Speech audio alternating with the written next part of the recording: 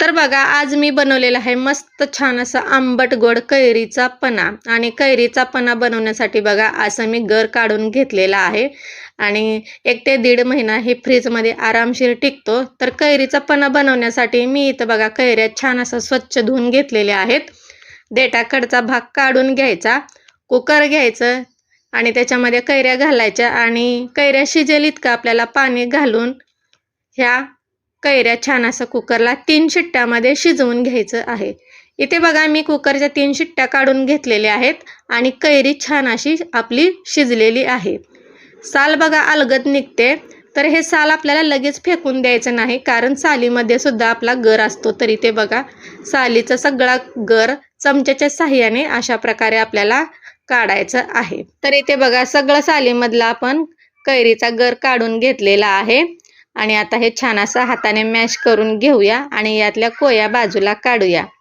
आणि आता यामध्ये काय करायचं आहे, गूळ घालायचा आहे. जेवढी कैरी तितकंच गूळ आपल्याला मोजून घालायचा आहे.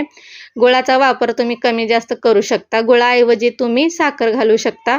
2 विलायची सोलून घातलेले आहेत आणि सेंधव मीठ घातलेलं आहे आणि छान असं मिक्सरला वाटून घ्यायचं. इथे बघा मिक्सरला छान असं मी फिरवून घेतलेलं आहे. अजिबात इथे पाण्याचा वापर करायचा नाही आणि सगळ्यात शेवटी आपल्याला गाळून घ्यायचं आहे, जेणेकरून कैरीमध्ये थोड्या थोड्या रेषा असते तर आणि गुळामध्ये एकदम बारीक खडे असतात. त्यासाठी मी वाटून सगळ्यात शेवटी हे गाळून घेतलेलं आहे आणि बरणीमध्ये भरून ठेवायचं. 1 ते 1.5 महिना आरामशीर टिकतो.